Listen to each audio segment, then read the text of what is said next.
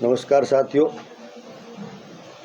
ગુજરાતના ગામડામાં એક ખૂબ ગરીબ નાના ખેડૂત પરિવારમાં જન્મેલી ભણી ગણી અને 7,000 રૂપિયા જેવી નજીવી રકમથી ખાનગી કંપનીમાં નોકરી કરનારી દીકરી એ પીડિત પાયલ રાજકીય કાવા દાવાનો ભોગ બની એક કુંવારી કન્યાની આબરૂ દાવ ઉપર મુકાણી ત્યારે આપ સૌ પત્રકાર મિત્રોએ એ દીકરીને ન્યાય અપાવવા માટે એના અવાજને બુલંદ કરવાનું કામ કર્યું છે. ત્યારે આપ સૌ મિત્રોને પહેલાં તો અભિનંદન પાઠવું છું. દીકરી એ ગુજરાતની દીકરી છે. સત્તામાં બેઠેલા લોકો હંમેશા જ્યારે નારી શક્તિ ઉપર સવાલો ઊભા થાય, નારી શક્તિની આબરૂ દાવ ઉપર મુકાય, ત્યારે ક્યાંય પ્રાંતિય વિભાજન, ક્યાંય જાતિ વિભાજન, ક્યાંય સામાજિક વિભાજન કરી સરકાર હંમેશા એની જવાબદારીઓમાંથી છટકતી આવી છે. આજ સરકારને જવાબદાર બનાવવા આપ સૌ મિત્રોએ, સામાજિક આગેવાનોએ, વિવિધ રાજકીય પાર્ટી અને આગેવાનોએ જે દીકરીને હૂંફ આપી એના પરિણામ સ્વરૂપ એક નિર્દોષ દીકરી 7 દિવસની કમનસીબ ઘટનામાં સફર કરી અને સલામત ઘરે પહોંચી.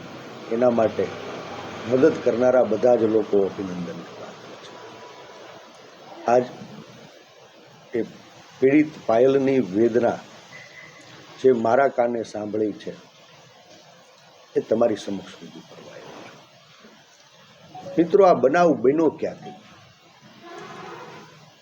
ભારતીય જનતા પાર્ટીની અંદર સંગઠનનું સમરાંગણ ચાલી રહ્યું છે.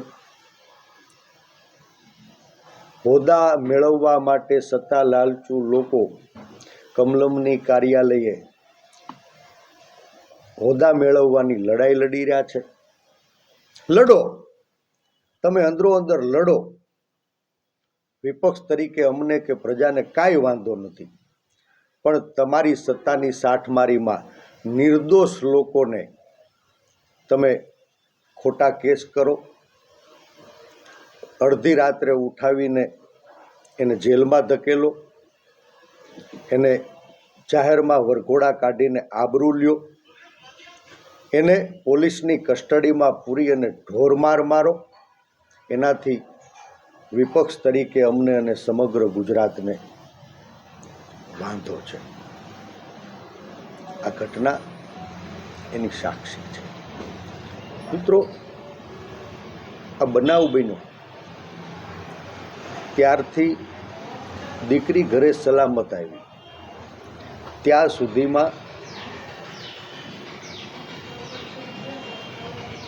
જેનીબેન ઠુમર જ્યારે એક નિર્દોષ દીકરી જેલમાં હતી તો એના મા બાપની હૂંફ બનીને સાથે રહ્યા.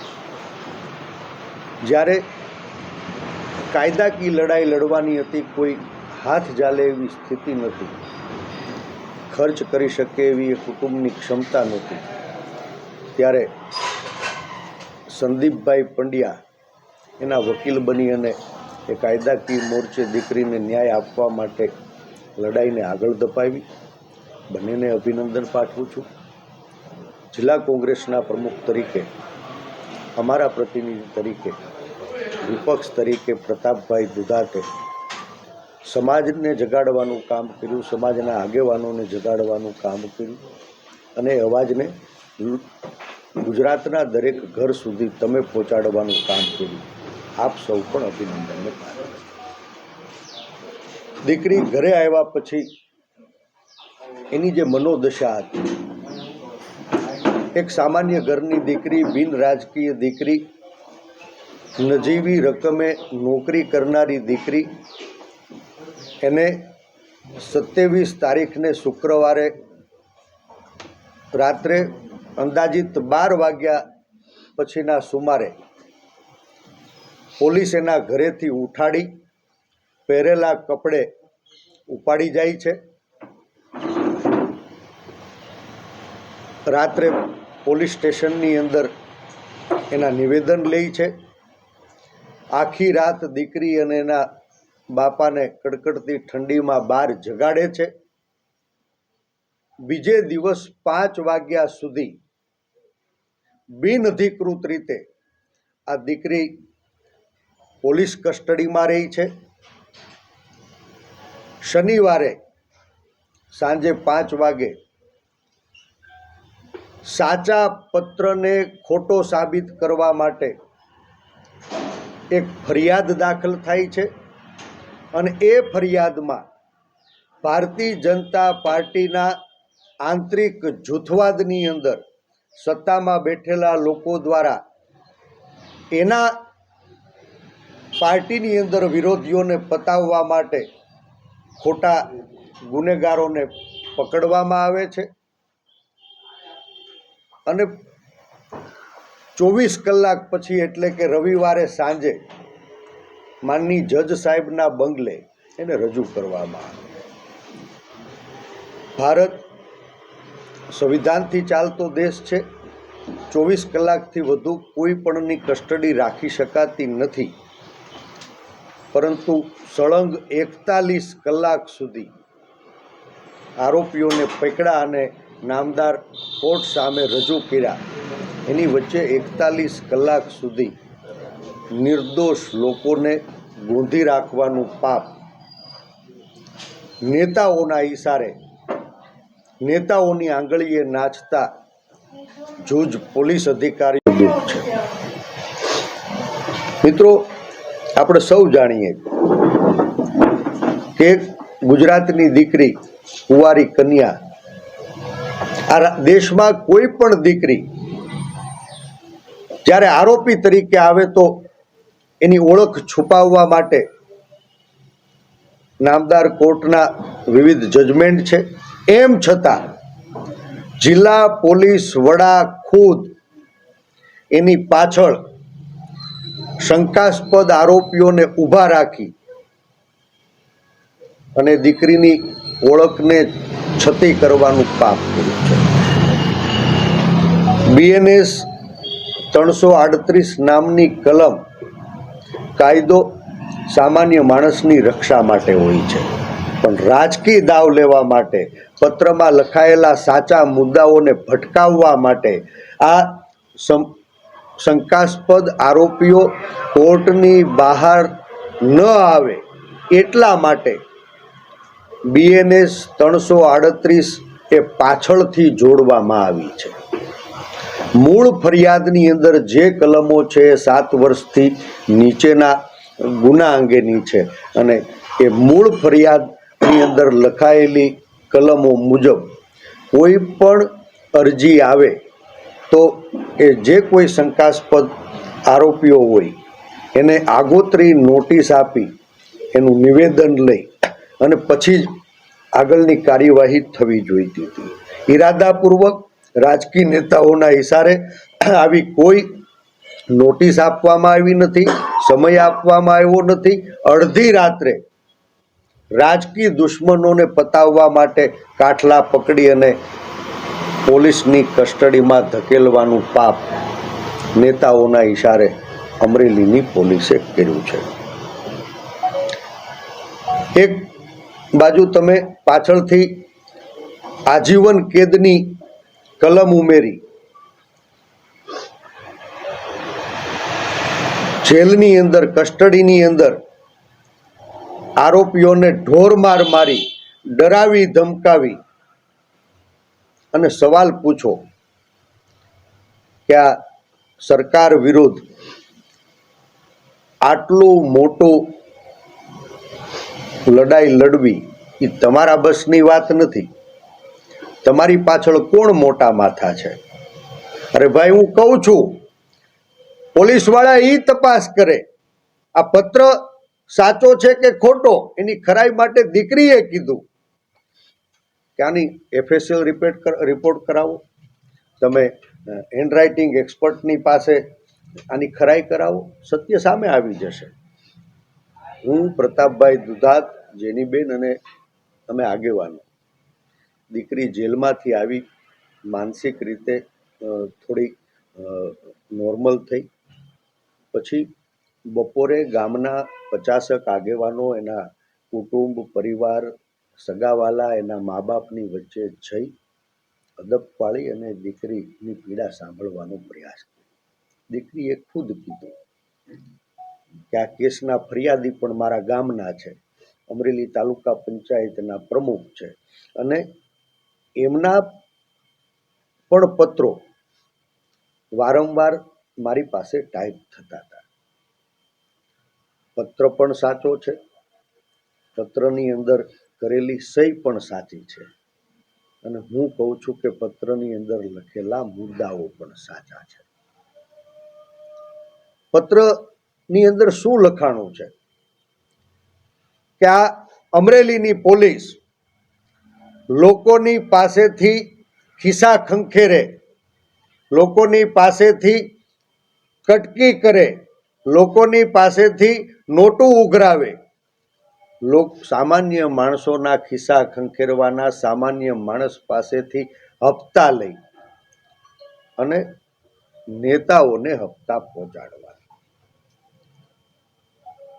નેતાઓ માટે સામાન્ય માણસના ખિસ્સા ખંખેરનારી પોલીસ જ્યારે એની છત્રછાયા એવા નેતૃત્વ ઉપર સવાલ પેદા થયા ત્યારે સત્યને છુપાવવા માટે આ બનાવટી લેટરકાંડની ફરિયાદ ખોટી દાખલ કરાવી છે, એવું મારું સ્પષ્ટ માનવું છે.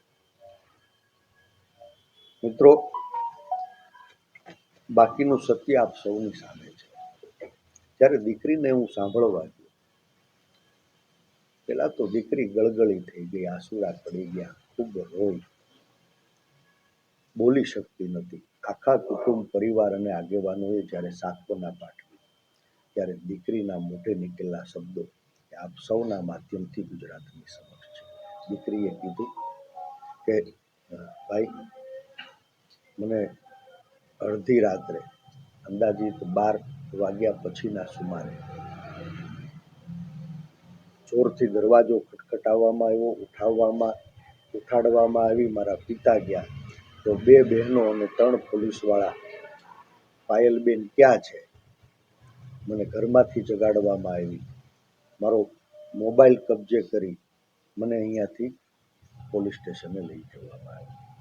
તો આપના મારફત મારી સરકારને વિનંતી છે, પાયલબેનના ઘરથી શરૂ કરી ફતેપુર રોડ હોય, સંબંધિત સિટી પોલીસ સ્ટેશન હોય, એલસીબીની કચેરી હોય, એસપીની ઓફિસ હોય, સુપ્રીમ કોર્ટની માર્ગદર્શિકા મુજબ બધે જ સીસીટીવી લાઈવ રાખવાની સૂચના છે. ત્યારે આવા તમામ સીસીટીવીના ફૂટેજ કબજે કરી દૂધનું દૂધ અને પાણીનું પાણી થાય એની તપાસ થવી. દીકરીને અડધી રાત્રે ઉઠાવવામાં આવે, બિનઅધિકૃત રીતે પોલીસના કબજામાં રાખવામાં આવે, એને ડરાવવા ધમકાવવામાં આવે, ખુદ એસપીની હાજરીમાં ફતેપુર રોડ હોય, સંબંધિત સિટી પોલીસ સ્ટેશન હોય, એલસીબીની કચેરી હોય, એસપીની ઓફિસ હોય, સુપ્રીમ કોર્ટની માર્ગદર્શિકા મુજબ બધે જ સીસીટીવી લાઈવ રાખવાની સૂચના છે. ત્યારે આવા તમામ સીસીટીવીના ફૂટેજ કબજે કરી દૂધનું દૂધ અને પાણીનું પાણી થાય એની તપાસ થવી.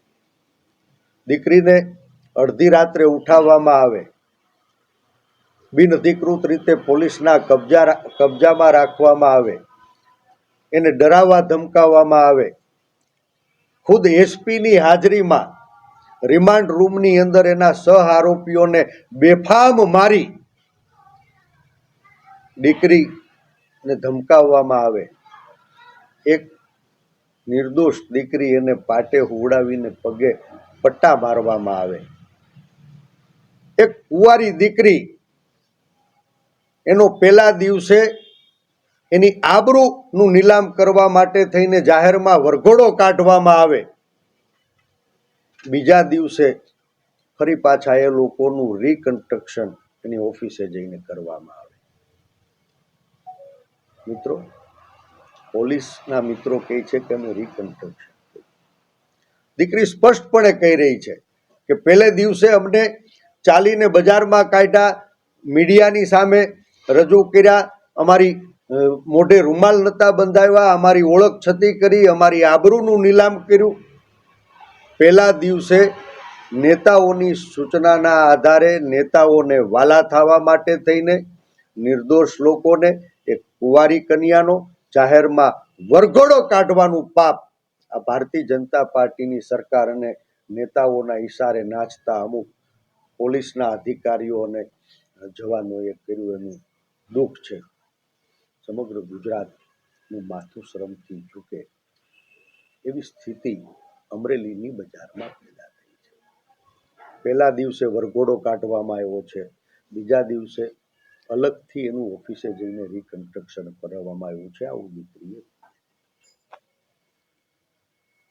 દીકરીને પોલીસની કસ્ટડીમાં પટ્ટા માર્યા, કોણે માર્યા, કોની હાજરીમાં માર્યા, આ બધી જ વસ્તુ હવે જગ જાહેર છે.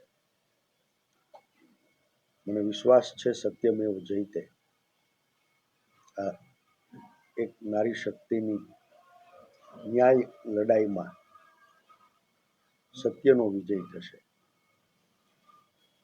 આ બધા મિત્રો સાક્ષી છો. આજ 2 વર્ષ થયા. ડિસેમ્બર 2022માં તત્કાલીન મારા પ્રતિનિધિ, આજે અમરેલીના ધારાસભ્ય, રાજ્યના નાયબ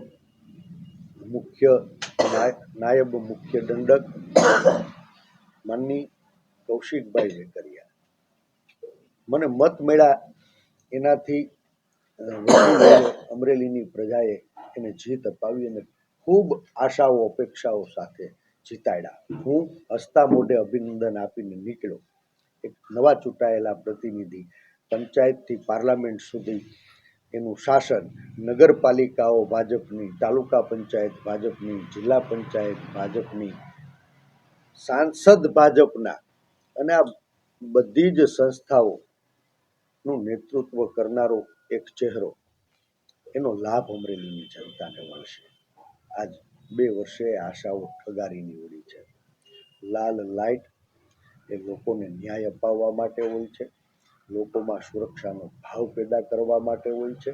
કમનસીબે આજ એ લાલ લાઇટ રોફ જમાવવા માટે, લોકોને ડરાવવા ધમકાવવા માટે, ખોટા કેસ કરવા માટે, નિર્દોષ લોકોને જેલમાં ધકેલવા માટે, પોલીસ કસ્ટડીમાં લઈને એને પીટવા માટે, એક કુંવારી દીકરીઓના જાહેરમાં વરઘોડા કાઢવા માટે, એક નિર્દોષ દીકરીને પાટે હુવડાવીને પટ્ટા મારવા માટે ઉપયોગ થયો, એનું ભારે મૂકી દીધું છે. અમરેલીની પ્રજાએ મને ખૂબ પ્રેમ આપ્યો છે,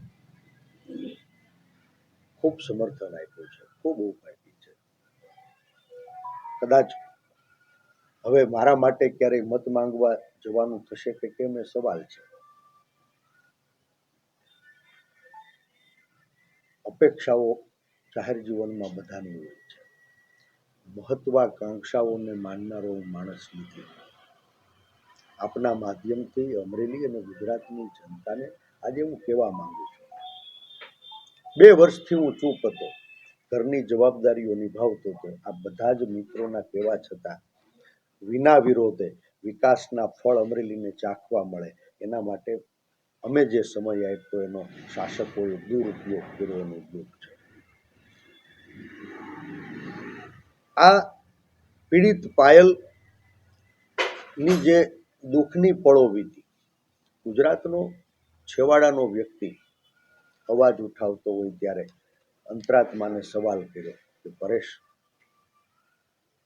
આ અમરેલીના આંગણે અમરેલીની આબરૂને લાછન લાગે, ગુજરાતની સંસ્કૃતિ લાગે એવો કિસ્સો બને અને એક જાહેર જીવનના પ્રતિનિધિ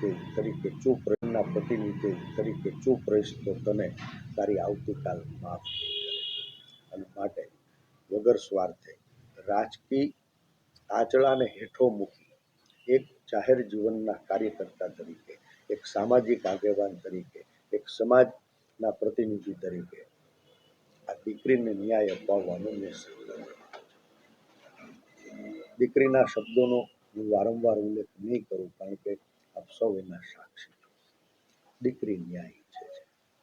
એ દીકરીએ જે 7 દિવસની અંદર યાતનાઓ વેઠી, એનો હું ભાગીદાર નહીં થઈ શકું એનું મને દુઃખ છે. પણ દીકરી એ ગુજરાતની દીકરી છે, અને હવે પછી ગુજરાતની એક પણ દીકરી ઉપર બિનઅધિકૃત રીતે કાયદાનો ઈરાદાપૂર્વક ભંગ કરીને કોઈ હાથ નાખે તો એને માફ કરવામાં નહીં આવે.